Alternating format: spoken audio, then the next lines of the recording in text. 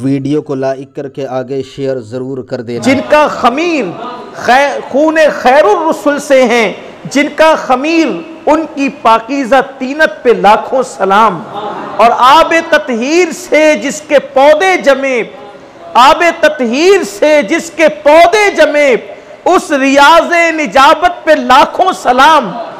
आब ततहीर से जिसके पौधे जमे, जब कोई किसान कोई खेत के अंदर कोई पौधा लगाना चाहता है तो पानी जितना अच्छा होता है, अच्छी क्वालिटी का होता है, पानी की भी क्वालिटी होती है। जो पानी के माहिरीन है वो जानते हैं, जिसको वो इल्म वो जानते हैं कि पानी की भी अलग अलग क्वालिटी होती है। कहीं का पानी खारा होता है, कहीं का पानी मीठा होता है, मीठे पानी में भी कई किस्में होती है। तो किसान जमीन और पानी का एतबार करता है। अगर जमीन अच्छी हो और पानी वो ना मिल सके तो पौधा उस तरह नहीं जम पाता, और जमीन वैसी ना हो और पानी अच्छा हो तो भी मामला गड़बड़ हो जाता है।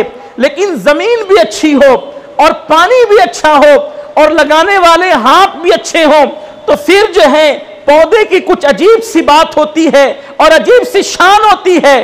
कुर्बान जाए अहले बैत उस पौधे का नाम है कि आबे ततहीर से जिसके पौधे जमे, वो जमीन नबूवत की जमीन है, लगाने वाले हाथ कुदरत के हैं, और जो पानी है वो आबे ततहीर का पानी है। आबे ततहीर से जिसके पौधे जमे, उस रियाज़ निजाबत पे लाखों सलाम।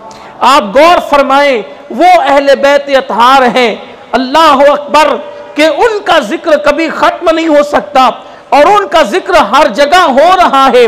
सिर्फ मुहर्रमुल हराम के 10 दिन नहीं, बल्कि हम और आप ये बात अच्छी तरह जानते हैं, अहले सुन्नत का बच्चा इस बात को अच्छी तरह जानता है कि हम जब नमाजें पढ़ते हैं तो उस वक्त तक हमारी नमाजों की तकमील नहीं होती जब तक कि अहले बैत पर तहज्जुद पेश नहीं होती, जब तक अहले बैत पे दुरूद पेश नहीं कर दिया जाता। और हम हर नमाज में अल्लाहुम्मा सल्ली अला मोहम्मद वाला आले मोहम्मद, हुजूर अलैहिस्सलाम की आले पाक पर दुरूद पढ़कर बरकत की दुआ करके गोया कि अपनी नमाजों को सजाते हैं, अपनी नमाजों को संवारते हैं। तो जिक्र अहले बैत की तौफीक अल्लाह ने अता फरमाई। जिन दिलों को कुदरत अपनी मोहब्बतों के लिए चुन लेती है, उन दिलों में अहले बैत की मोहब्बत पैदा कर देती है। वरना दिल तो बहुत हैं। इमाम अहले सुन्नत कहते हैं, खुशा दिले के कुनिंदश फिदाए आले रसूल, खुशा दिले के कुनिंदश फिदाए आले रसूल, और खुशा सरे के दहनदश विलाए आले रसूल। और कहते हैं खुशा दिले के दहनदश विलाए आले रसूल और खुशा सरे के कुनिंदश फिदाए आले रसूल, कि वही दिल है जिसमें अहले बैत की मोहब्बत है, और वही सर है जो आले रसूल पर कुर्बान है। इमाम अहले सुन्नत ने बहुत खूबसूरत अंदाज में, खूबसूरत पैराए में इस बात को बयान फरमाया। तो आज हम भी जिक्र अहले बैत लेकर के बैठ गए, और ये अल्लाह की तौफीक है, ये अल्लाह का ख़ास इनाम है। और मोहब्बत अहले बैत, हुजूर अलैहिस्सलाम की आले पाक की मोहब्बत हमारे लिए ज़रिया नजात है। और चूँकि तमहीदी गुफ्तगू बहुत तवील नहीं करना चाहता और हम जल्दी से गुफ्तगू का आगाज़ करना चाहते हैं, सिर्फ़ आपके ज़ौक़ और शौक़ के लिए ये बात कहना चाहता हूँ कि ज़िंदगी का मिशन बना लो एहतिराम सहाबा के साथ मोहब्बत अहले बैत। जिस शख्सियत में, जिस ज़ात में एहतिराम सहाबा के साथ मोहब्बत अहले बैत होगी, फिर उसका ठिकाना जन्नत ही है इंशाअल्लाह। और कोई अमल कर ले इंसान, कोई अमल कर ले, किसी अमल पर यह बशारत नहीं है, किसी अमल पर कि हुजूर अलैहिस्सलाम के साथ, हुजूर के दर्जे में, हुजूर अलैहिस्सलाम के साथ, हुजूर के दर्जे में, दर्जे रसूल में जन्नत मिलेगी। हुजूर के दर्जे में कौन पहुंच सकता है? हुजूर के हुजरे में पहुंचने की औकात नहीं, हुजूर के दर्जे में क्या पहुंच सकते? दुनिया में जो रसूलुल्लाह का हुजरा शरीफ है, आज कोई वहां कदम नहीं रख सकता। तो जिसके हुजरे की शान ये है, हुजरे की शान कि बे इजाजत उनके घर जिब्रील भी आते नहीं। हुजरे की शान ये है कि अल्लाह अकबर, हर इंसान वहां कदम नहीं रख सकता। तो जन्नत में जो मुस्तफा जान रहमत का दर्जा है, उस दर्जे की शान क्या होगी। लेकिन तिरमिज़ी शरीफ की हदीस है, अल्लाह के रसूल सल्लल्लाहु अलैहि वसल्लम ने इरशाद फरमाया कि जिसके दिल में मेरी अहले बैत की मोहब्बत है, वो जन्नत में मेरे दर्जे में मेरे साथ दाखिल किया जाएगा।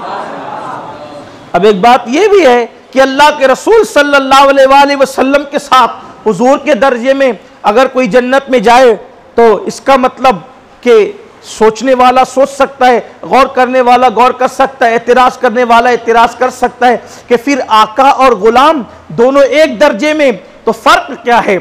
फर्क बड़ा वाज़े है और आसान सी बात है कि जूते कभी तख्त पर नहीं रखे जाते, जूते कभी तख्त पर नहीं रखे जाते, लेकिन जूते अगर बादशाह के पैर में आ जाएं तो फिर बादशाह के साथ वो भी तख्त पर चले जाया करते हैं। वजीर नीचे बैठा होता है, लेकिन बादशाह के पैर के जूते तख्त पर होते हैं। पता चला कि वो बादशाह बनकर जाता है और वो जूतियां बनकर जाती है। इसी तरह से गर्दो गुबार मस्जिद की मिंबर पर कब नजर आते हैं। अगर दुनिया का बाहर का गर्दो गुबार मिंबर पर लाकर कोई डाले तो मस्जिद के मिंबर की तौहीन है, लेकिन अगर मस्जिद का गुबार चढ़ करके मस्जिद के मिंबर पर आ जाए तो ये उस गुबार की किस्मत है कि वो मस्जिद का गुबार है। बिला तमसील जैसे बादशाह के पैर के जूते तख्त तक जाते हैं, बिला तमसील मुस्तफ़ा जान रहमत के गुलाम मुस्तफ़ा जान रहमत के दर्जे में उनके गुलाम और खादिम की हैसियत से जाएंगे। और एक बात मैं आपको बहुत पहले बता चुका हूं कि कारों में, बड़ी बड़ी कारों में, मर्सिडीज कारों के अंदर जो है कुत्ते घूमते हैं, तो कुत्तों की औकात और हैसियत तो नहीं कि वह ऐसी कारों में बैठें, लेकिन मालिक बड़ा है ना, उसकी गुलामी उस कुत्ते ने इख्तियार कर ली है तो उसको भी कार नसीब हो गई। अरे दुनिया की किसी की गुलामी जब कुत्तों को कार में बिठा सकती है, तो अहले बैत की गुलामी मुस्तफ़ा जान रहमत के साथ उन्हीं के दर्जे में अगर हमें जन्नत में ले जाए तो अजब क्या है। और वो तो निहायत सस्ता सौदा बेच रहे हैं जन्नत का, हम मुफलिस क्या मोल चुकाएं, अपना हाथ ही खाली है। तो आकाए करीम की अहले बैत का जिक्र लेकर बैठ गए और अल्लाह कबूल फरमाए। ये मोहब्बत का ये सिलसिला अल्लाह हमारे दिलों के अंदर दराज से दराज तर फरमाए और हमारी नस्लों में भी अल्लाह इसको मुंतकिल फरमाए। तो हम इंशाअल्लाह आज ही से करबला शरीफ लेकर चलेंगे और करबला का जिक्र आज ही से शुरू होगा। और बस दरमियान में कहीं कोई बात आ जाए तो वो तस्किरा होगा, लेकिन करबला में जितने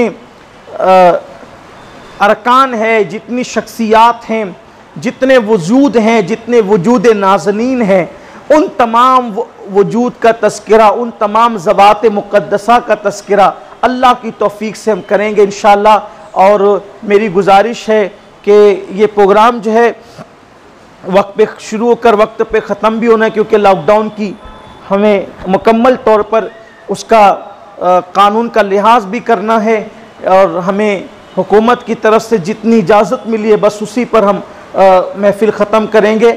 आज महफ़िल 9:30 बजे शुरू हुई है, कल इंशाअल्लाह महफ़िल 9:15 बजे शुरू हो जाएगी और कल यानी जल्दी शुरू होगी, क्योंकि मस्जिद में हमारी मस्जिद में नमाज ठीक 8:45 बजे अदा होगी और उसके बाद 9:15 बजे महफ़िल का आगाज़ एक नाज शरीफ और एक मनकबत के बाद इंशाअल्लाह बयान शुरू हो जाएगा।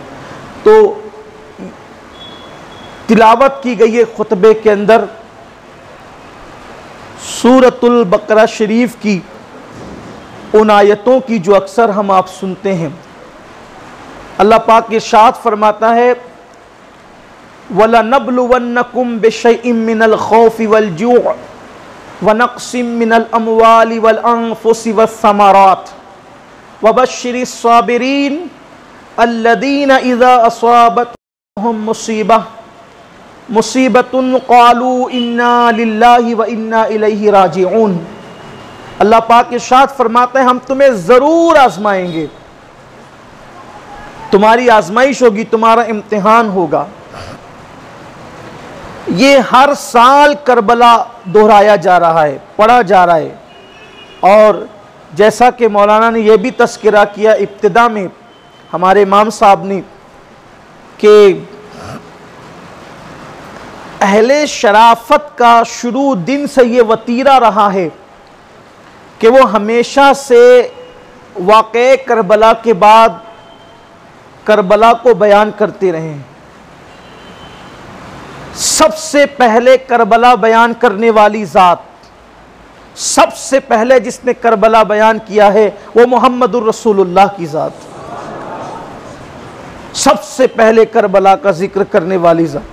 जिस दिन ताजदारे करबला की विलादत हुई उसी दिन हुजूर अलैहिस्सलाम ने करबला बयान किया। जिस दिन विलादत इमाम हुसैन है उसी दिन से करबला का जिक्र हो रहा है।